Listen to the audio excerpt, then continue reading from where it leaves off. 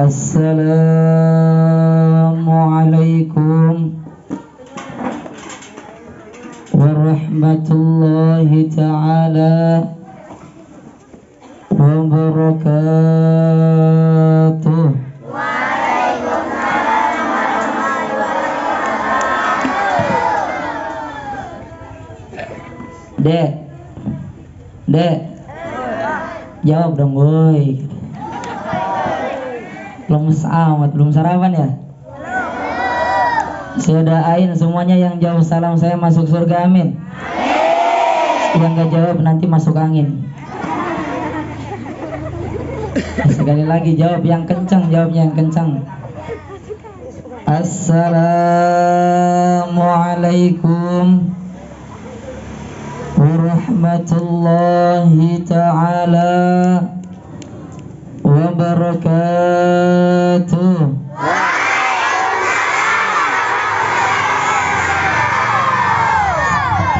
Alhamdulillahirabbil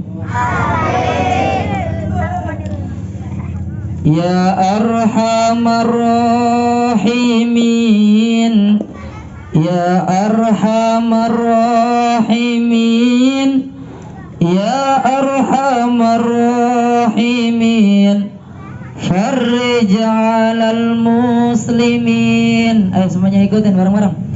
Ya arhamar rahimin, ya arhamar rahimin, ya arhamar rahimin, farrij 'alal muslimin. Wahai engkau manusia, ini nasihat mulia dari hamba yang hina, seorang pendosa. Ya arhamar rahimin, ya arhamar rahimin, ya arhamar rahimin, farrij 'alal muslimin. Allahu akbar. Yang kencang dong. Allahu akbar.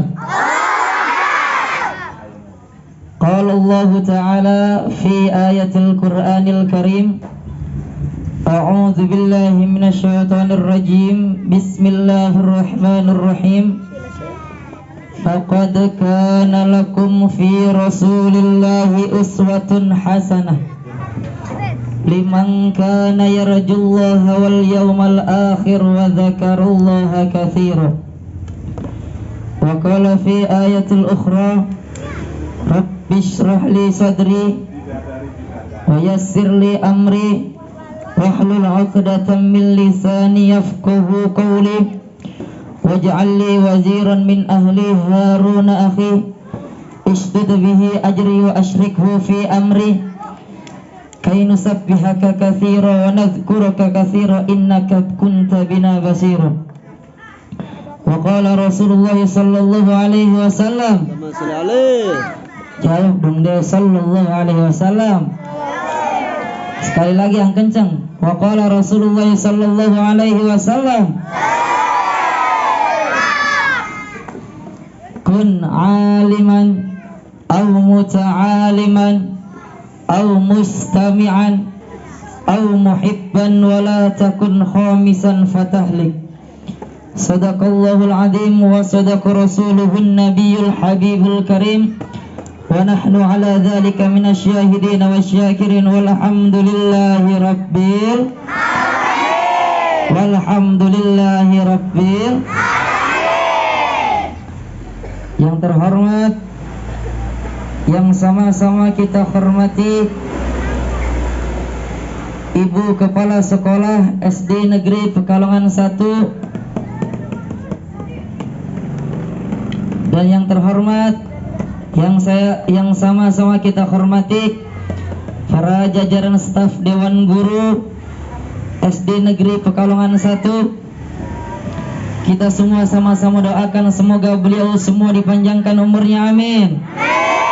Diberikan segala kesehatan, amin. Dimudahkan dalam segala urusan-urusannya, amin. dan semoga beliau selalu tabah dan sabar dalam mengajarkan kita sebagai murid-muridnya. Amin amin ya rabbal. Dan yang saya hormati pula para adik-adik sekalian, baik putra maupun putri, baik yang jomblo maupun yang sudah punya pacar. Ada yang sudah punya pacar? Mana orang yang mana? Ada yang hadir di sini semuanya. Kakak doakan semuanya bisa pergi ke Mekah Al-Mukarramah. Bisa pergi ke Mekah Al-Mukarramah. Bisa tawaf mengelilingi Ka'bah. Bisa sholat di Masjid Nabawi Madinah. Bisa sa'i dari Arafah ke Marwah. Pulang dari Mekah bisa beli sawah, beli rumah yang megah, beli mobil yang mewah. Yang pacarnya masih satu, kakak doakan pulang dari sini pacarnya nambah. Mati-mati husnul khati. Husnul khati. Amin amin ya rabbal. Amin amin ya rabbal. Dibilang pacarnya nambah, aminnya nambah kenceng. Amin semua. Pertama-tama dan yang paling utama, marilah kita panjatkan puja dan puji syukur kita kehadirat Allah Subhanahu wa ta'ala, yang mana dialah Allah Tuhan yang Maha Ghafur, yang nikmatnya tak terukur, walaupun dihitung menggunakan kalkulator yang paling manjur, yang biasa digunakan oleh tukang cukur. Alangkah indahnya nikmat Allah tak akan terhitung. Nah, kita sebagai hambanya patut bersyukur agar kita tidak termasuk orang-orang yang kufur. Na'udzubillah min. Salawat besertakan salam semoga selalu terlimpah curahkan kepada baginda alam. Beliau adalah seorang nabi yang mana beliau telah membawa kita semua dari zaman jahiliyah menuju zaman ilmiah. Beliau adalah seorang guru tanpa sertifikasi, seorang pejabat tidak berdasi, seorang pemimpin tidak bergaji. Beliau adalah kekasih Allah, berpangkat Rasulullah, bertitel Habibullah, putra Abdullah, yakni baginda Nabi Muhammad sallallahu alaihi wasallam. Adik-adik, hadirin hadirat rahimakumullah. Dek, ini lemes amat. Yang kenceng dong, yang kenceng biar semangat. Dek, kenal sama kakak? Kenal? Siapa yang gak kenal Agus Kafin? Kalau dibilang nggak pantas seorang Muhammad Agus Kafin berdiri di sini, mana ana? Siapa saya? Seorang Agus Kafin adalah seorang anak yang dulunya sama kayak kalian belajar di sini. Malu Agus Kafin ceramah di sini. Kenapa? Siapa Agus di hadapan guru-gurunya? Agus hanyalah anak yang tidak bisa baca dulunya. Agus hanyalah anak yang bandel dulunya. Siapa Agus Kafin? Nggak pantas seorang Agus berdiri di sini di hadapan guru-gurunya, nggak sopan. Tapi apalah daya, dengan perintah dan amanat yang diberikan oleh guru-guru saya, agar saya memberikan sedikit ilmu yang saya tahu kepada adik-adik sekalian. Siap dengerin? Siap? Siap dengerin? Siap? Hadirin wal hadirat rahimakumullah. Dek, kita duduk di sini sama-sama, niat kita sama. Kita duduk di sini karena kecintaan kita terhadap baginda Nabi Muhammad sallallahu alaihi wasallam. Dek, cinta sama Nabi? Cinta? Sayang sama Nabi? Sayang? Enggak mungkin kita duduk di sini tanpa kecintaan kita kepada Nabi Muhammad sallallahu alaihi wasallam. Enggak mungkin kita duduk di sini merayakan kelahiran baginda Nabi Muhammad sallallahu alaihi wasallam kalau misalkan kita tidak sayang dan tidak cinta kepada Nabi Muhammad sallallahu alaihi wasallam. Betul? Saya mau nanya sama adik-adik sekalian, deh. Tahu Nabi lahir kapan? Kapan? 12 Rabiul. Pintar. Nabi Muhammad sallallahu alaihi wasallam lahir ke dunia pada tanggal 12 Rabiul Awal tahun Gajah atau Masehinya tanggal 20 April. Tanggal berapa? 20 April. Baginda Nabi Muhammad adalah manusia yang mulia, yang dimuliakan oleh Yang Maha Mulia. Baginda Nabi Muhammad sallallahu alaihi wasallam adalah manusia yang paling agung, yang diagung-agungkan oleh Yang Maha Agung.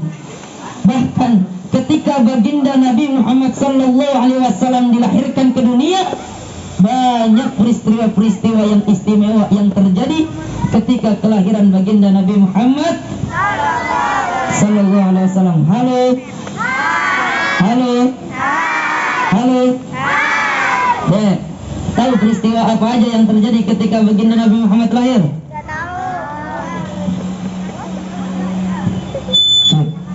Dek, tahu peristiwa apa aja yang terjadi ketika Nabi Muhammad lahir? Ketika baginda Nabi Muhammad sallallahu alaihi wasallam lahir ke dunia, tepatnya pada tanggal 12 Rabiul Awal tahun Gajah, seluruh patung yang ada di kota Mekah hancur berkeping-keping. Api yang menjadi sesembahan rakyat Majusi yang tidak pernah padam, ribu-ribuan tahun api itu tidak padam seketika ketika lahirnya baginda Nabi Muhammad sallallahu alaihi wasallam.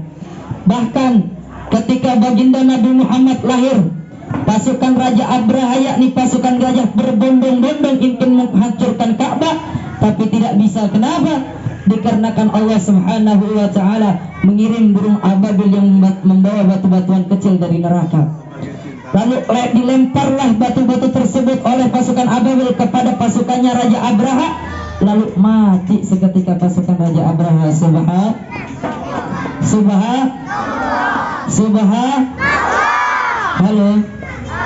Halo.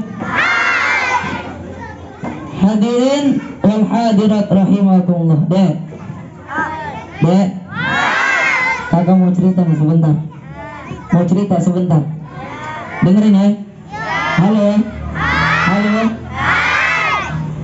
Baginda Nabi Muhammad adalah seorang pemimpin yang cinta kepada kita sebagai umat-umatnya. Dulu ketika Nabi Muhammad sallallahu alaihi wasallam sedang duduk dan berkumpul dengan para sahabat-sahabatnya, Nabi Muhammad lagi duduk nih, Dek. Halo. Nabi Muhammad lagi duduk bersama para sahabat-sahabatnya. Lalu Nabi Muhammad bertanya, "Wahai para sahabatku, tahukah kalian golongan orang-orang yang mulia? Tahukah kalian golongan orang-orang yang soleh?"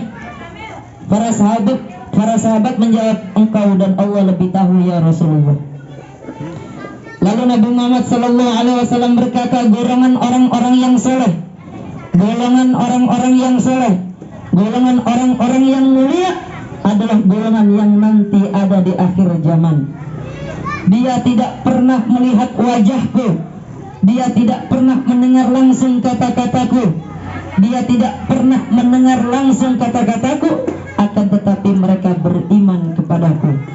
Qala Rasulullah sallallahu alaihi wasallam, "Tuba liman yarani wa amana bi, wa tuba summa tuba liman lam yarani wa amana bi." Qala Rasulullah sallallahu alaihi wasallam, berkata Nabi Muhammad sallallahu alaihi wasallam, "Sungguh beruntung siapa orang yang melihatku lalu ia beriman kepadaku. Dan sungguh beruntung 3 kali keberuntungan, 3 kali kemuliaan siapa orang yang tidak pernah melihatku, siapa orang yang tidak pernah mendengar langsung kata-kataku, akan tetapi mereka beriman kepadaku." Siapa yang dimaksud Nabi? Yang dimaksud Nabi adalah kita sebagai umat akhir zaman. Alhamdulillah. Enggak ada habisnya, Pak, Bu, guru-guru sekalian, adik-adik, kalau kita membahas betapa cintanya Nabi Muhammad kepada kita. Dalam kitab Durratun Nasihin dijelaskan, qala Sayyidina Ali karramallahu wajha, "Inna Rasulillah fi akhirin nafsi harraka syafataihi marrataini fa alqaitu sam'i fa sami'tuhu yaqul ummati faqbida Rasulullah. Dikatakan oleh Sayyidina Ali karramallahu wajha, sesungguhnya ketika detik-detik terakhir wafatnya Nabi, ketika detik-detik terakhir kematiannya Nabi, aku melihat Nabi Muhammad menggerakkan bibirnya dengan 2 kali gerakan. Ketika itu aku dekatkan telingaku ke bibirnya Nabi dan aku mendengar Nabi berkata, ummati, umatku, kata Nabi. Nabi Muhammad di detik-detik terakhir kehidupannya, di detik-detik terakhir nafasnya, beliau tidak memikirkan diri, beliau tidak memikirkan harta, beliau tidak memikirkan anak cucu beliau. Yang beliau pikirkan kita sebagai umat-umatnya. Alhamdulillah. Ketika itu Nabi Muhammad sedang sakit deh. Nabi Muhammad kenapa? Nabi Muhammad sedang. Ketika Nabi Muhammad sakit, Nabi Muhammad berbaring di kamar yang biasa beliau tiduri, di rumah Sayyidatuna Fatimah. Ketika itu Allah berfirman kepada malaikat Jibril, wahai Jibril, turun kau ke bumi, beritahu kepada Muhammad bahwasanya aku memberikan dia 2 pilihan. Dia memilihku atau dia memilih kehidupan dunia. Jika dia memilihku, maka akan aku cabut nyawanya. Tapi jikalau dia memilih kehidupan dunia, maka akan aku panjangkan umurnya. Malaikat Jibril turun ke rumah Nabi Muhammad, menyampaikan pesan Allah. Kata malaikat Jibril, wahai Muhammad, sesungguhnya Allah memberikanmu 2 pilihan. Engkau memilih Allah atau engkau memilih kehidupan dunia. Jikalau engkau memilih Allah, maka Allah akan mencabut nyawamu. Tapi jikalau engkau memilih kehidupan dunia, maka Allah akan panjangkan umurmu. Nabi Muhammad berkata sambil menahan rasa sakit yang luar biasa. Beliau berkata, ya Khalili Jibril, wahai kekasihku Jibril, sudah tentu aku memilih Allah, karena kehidupan sebenarnya bagiku bukan kehidupan dunia. Kesenangan sebenarnya bagiku bukan kesenangan dunia. Akan tetapi kehidupan sebenarnya bagiku, kesenangan sebenarnya bagiku adalah ketika ruhku berpindah menemui Allah Subhanahu wa ta'ala. Lalu malaikat Jibril naik lagi ke langit mengabarkan kepada Allah akan pesan Nabi Muhammad. Setelah malaikat Jibril menyampaikan pesan tersebut, Allah Subhanahu wa ta'ala berfirman kepada malaikat Ijrail. Apa kata Allah? Ya Ijrail, wahai pencabut nyawa, turun kau ke bumi, pasang muka sebagus-bagusnya muka, pasang wajah sebagus-bagusnya wajah, karena hari ini engkau akan mencabut manusia, engkau akan mencabut nyawa manusia yang paling mulia, yakni baginda Nabi Muhammad SAW. Engkau cabut nyawa dia, itu pun engkau izin terlebih dahulu kepadanya. Jikalau dia mau dicabut nyawanya, kau cabut. Akan tetapi jikalau dia tidak mau dicabut nyawanya, kau kembali lagi kepada. Lalu malaikat Ijrail turun. Setelah malaikat Ijrail sampai ke rumahnya Nabi, malaikat Ijrail ngetuk pintu deh. Malaikat Ijrail ngetuk pintu. Kata malaikat Ijrail, assalamualaikum ya waliyullah, assalamualaikum ya safiyullah, assalamualaikum ya nabiyullah. Pintu rumah dibuka sama Sayyidatuna Fatimah. Kata Sayyidatuna Fatimah, siapa engkau?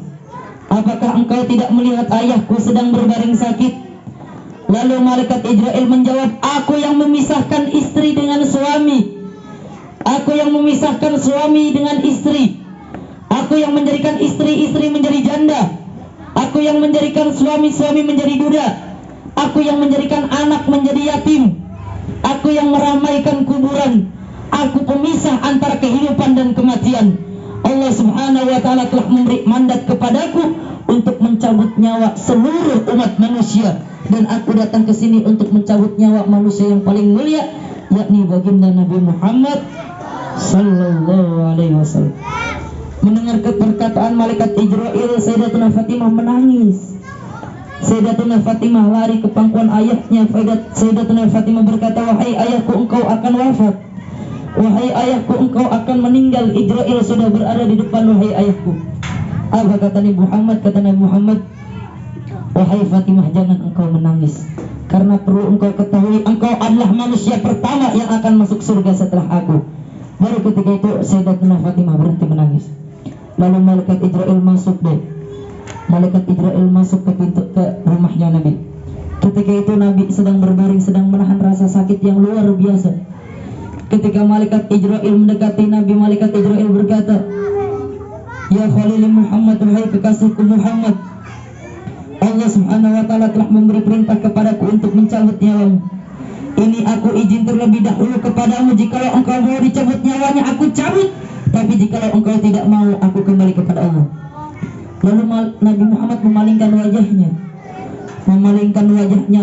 menatap malaikat Jibril. Karena ketika itu Nabi Muhammad ditemani oleh malaikat Jibril. Beliau berkata, "Ya Khalili Jibril, wahai kekasihku Jibril, aku tidak puas meninggalkan umatku sebelum Allah memberi jaminan untuk umatku." Sungguh peduli Nabi Muhammad kepada kita sebagai umatnya. Lalu malaikat Jibril datang kepada Allah seraya berkata, "Ya Allah, ya Tuhanku, kekasihmu Muhammad tidak mau dicabut nyawanya sebelum engkau memberi jaminan untuk umatnya."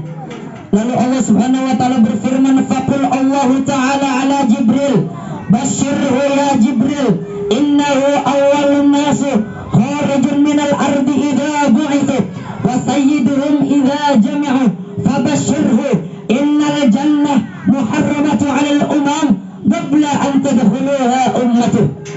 Kata Allah, "Wahai Jibril, beritahu kepada Muhammad bahwasanya dia adalah manusia pertama yang akan aku bangkitkan di hari kiamat nanti. Dan dia adalah manusia yang akan memimpin seluruh umat manusia. Dan beritahu kepadanya bahwa jaminan dariku adalah surga. Aku haramkan untuk dimasuki umat-umat Nabi lain sebelum surga dimasuki oleh umat Nabi Muhammad sallallahu alaihi wasallam." Sallallahu ala Nabi Muhammad.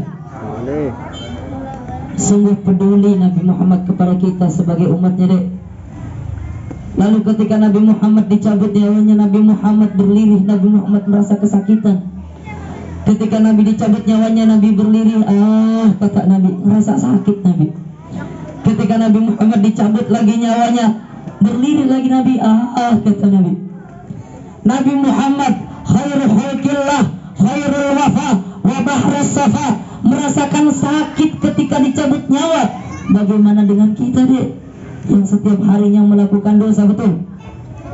Yang setiap harinya selalu ninggalin salat, betul? Yang setiap detiknya selalu berbuat dosa, betul?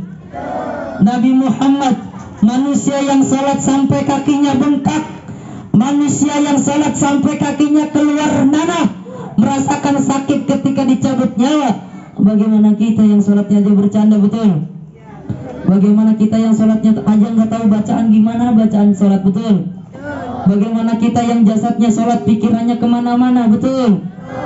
Lagi sholat mikirin nggak punya duit, lagi sholat mikirin besok mau makan apa, lagi sholat mikirin anak belum beli baju, betul Pak? Oh, iya deh, betul deh. Nabi Muhammad, Nabi Allah, Safi Allah, kekasih Allah, merasakan sakit ketika dicabut nyawa. Bagaimana dengan kita yang setiap harinya selalu berlumuran dosa, betul? Nabi Muhammad bertanya kepada malaikat Israil, "Ya Israil, apakah ini rasa sakit dicabut nyawa?" "Iya ya Rasulullah, ini rasa sakit dicabut nyawa," kata Israil. Nabi Muhammad nanya lagi, "Ya Israil, apakah rasa sakit seperti ini juga yang akan dialami oleh umatku?" Kata Israil, "Iya ya Rasulullah, rasa sakit seperti ini yang akan dialami umatmu." Nabi Muhammad masih memikirkan kita sebagai umatnya. Lalu ketika itu Nabi Muhammad mengangkat kedua tangannya. Ingat baik-baik dek, doa terakhir Nabi Muhammad, doa yang menutupi kepergian Nabi Muhammad. Beliau mengangkat tangannya, beliau berdoa kepada Allah, "Allahumma khaffif ala ummati fi sakaratil maut. Allahumma khaffif ala ummati fi sakaratil maut." Ya Allah, permudahkanlah rasa sakit sakaratul maut umatku, ya Allah. Umatku tidak akan kuat, umatku tidak akan kuat, umatku tidak akan sanggup. Berikan seluruh rasa sakit sakaratul maut umatku kepadaku, ya Allah. Lalu ketika itu Nabi Muhammad SAW meninggalkan kita untuk selama-lamanya. Nabi Muhammad sudah mengorbankan seluruh hartanya, nyawanya, jiwanya, raganya hanya untuk kita sebagai umatnya. Sekarang kakak tanya sama adik sekalian, apa yang udah kita lakukan untuk Nabi Muhammad? Nabi Muhammad mengorbankan nyawanya, jiwanya, raganya hanya untuk kita sebagai umatnya. Sekarang kita lakukan untuk Nabi Muhammad? Salat. Sudahkah kita menghidupkan sunnah-sunnahnya Nabi? Sudahkah kita menghidupkan syariat-syariatnya Nabi? Nabi Muhammad mengorbankan jiwanya, nyawanya, hartanya hanya untuk kita sebagai umatnya. Ketika Nabi Muhammad SAW berdakwah di kota Taif, beliau dicaci maki, muka suci beliau dilempari oleh kotoran onta, dilempari oleh bebatu-batuan sampai hingga mengalir darahnya dari pelipisnya. Tapi darah itu beliau tampung pakai tangan. Ada salah satu sahabat nanya, "Wahai Rasulullah, kenapa kau tampung darah itu?" Apa kata Nabi? "Andai kata aku membiarkan darahku berceceran di tanah, maka binasalah semua rakyat kota Taif." Saking pedulinya Nabi Muhammad kepada kita sebagai umat-umat. Sallu ala Nabi Muhammad. Sallu ala Nabi Muhammad. Makanya deh kita sebagai umat Nabi Muhammad, ayo bareng-bareng, bareng-bareng kita menghidupkan sunnah-sunnah Nabi Muhammad. Kita menghidupkan syariat-syariat Nabi Muhammad. Ya deh ya. Hai, halo. Halo. Halo. Kalau ada apa-apa deh, sebagai umat Nabi Muhammad, berperilakulah kita sebagai perilaku Sayyidina Muhammad. Berpola pikirlah kita sebagai pola pikir Sayyidina Muhammad. Orang yang memuliakan Nabi Muhammad, hidupnya nggak bakal rugi deh. Orang yang memuliakan Nabi Muhammad, hidupnya nggak bakal. Dulu ada cerita, ketika di perang Uhud, kakinya Nabi Muhammad tertusuk anak panah. Ketika Nabi Muhammad dan para kaum muslim sedang berperang di peperangan Uhud, kakinya Nabi Muhammad tertusuk ada anak panah. Ada salah satu sahabat Nabi namanya Malik bin Zinan. Malik bin Zinan ngedekati Nabi Muhammad. Malik bin Zinan cabut itu anak panah yang ada di kakinya Nabi. Dia kecup darah Nabi, lalu dia telan darah Nabi. Apa kata Nabi? "Muntahkan wahai Malik bin Zinan." "Tidak ya Rasulullah." "Kenapa wahai Malik bin Zinan?" "Aku ingin darahmu bercampur dengan darahku ya Rasulullah." Apa kata Nabi? "Wahai Malik bin Zinan, haram jasad kamu disentuh api neraka." Ada lagi salah satu sahabat Nabi. Dulu ketika Nabi Muhammad sedang bekam, tahu bekam deh? Bekam itu ngambil darah kotor. Bekam itu ngambil darah kotor. Ketika Nabi habis bekam, darahnya ada satu gelas segini. Nabi kasih ke sahabatnya Nabi, "Hei sahabatku, buang ini darah. Buangkan tempat manapun asal jangan ada orang yang tahu." Itu sahabat Nabi ambil darahnya, dibawa sama dia ke hutan. Dia lihat kanan kiri nggak ada orang, dia minum darah Nabi. Balik lagi ke Nabi, ditanya sama Nabi, "Sudah kau buang darah itu?" "Sudah ya Rasulullah." "Di mana?" "Di perutku ya Rasulullah." "Kenapa engkau meminum darahku?" Lalu dia menjawab, "Aku ingin darahmu bercampur dengan darahku ya Rasulullah." Apa kata Nabi? "Wahai sahabatku, ketahuilah bahwasanya haram jasadmu disentuh api neraka." Sallallahu alaihi Nabi Muhammad. Maka nggak rugi deh orang yang memuliakan Nabi Muhammad. Makanya setiap hari kita belajar yang rajin, kita belajar yang giat, agar suatu saat nanti kita bisa menggantikan baginda Nabi Muhammad Sallallahu Alaihi Wasallam. Jangan ini minta duit aja, jajan digedein. Jajan sehari berapa deh? Jajan sehari berapa? Gede amat. Ingat, Nabi Muhammad nggak mewariskan harta kepada kita. Innal anbiya la yuwarisu dirhaman wala dinaran walakinna yuwarisul ilmi. Sesungguhnya para nabi-nabi terdahulu tidak mewariskan dirham, tidak mewariskan dinar, tidak mewariskan dolar, tidak mewariskan rupiah. Akan tetapi apa yang Nabi wariskan kepada kita? Yang Nabi wariskan kepada kita adalah ilmu agama. Ilmu agama. Makanya belajar yang rajin deh. Halo. Belajar yang rajin. Ada orang nanya sama saya deh, katanya, "Kak, kalau ada mayit laki-laki, kan doanya Allahumma gfir lahu warhamhu wa'afi wa'fu anhu. Kalau perempuan, Allahumma gfir laha warhamha wa'afi wa'fu anha." Ini orang nggak belajar nanya ke saya. Terus kalau bencong doanya gimana? Kan kalau laki-laki Allahumma gfir lahu, kalau perempuan Allahumma gfir laha. Ini karena orang yang belajar ilmu agama nggak tahu. Nanya, "Kak, terus kalau bencong gimana?" Ya kakak jawab aja, kalau bencong doanya Allahumma gfirlah, hai warham, hai. Kan gitu kalau bentukannya, ya nggak? Makanya belajar ilmu agama biar tahu. Dulu dengerin. Dulu ada sekelompok pemuda preman baru insaf. Preman baru insaf datang waktu asar. Datang waktu isya. Itu di masjid nggak ada yang azan. Kalau di kampung-kampung sebelah udah azan, itu di satu masjid belum azan. Akhirnya preman ini yang baru insaf datang ke masjid. Lah gua mau azan lah kali-kali kata. Akhirnya azan, namanya preman baru insaf belum pernah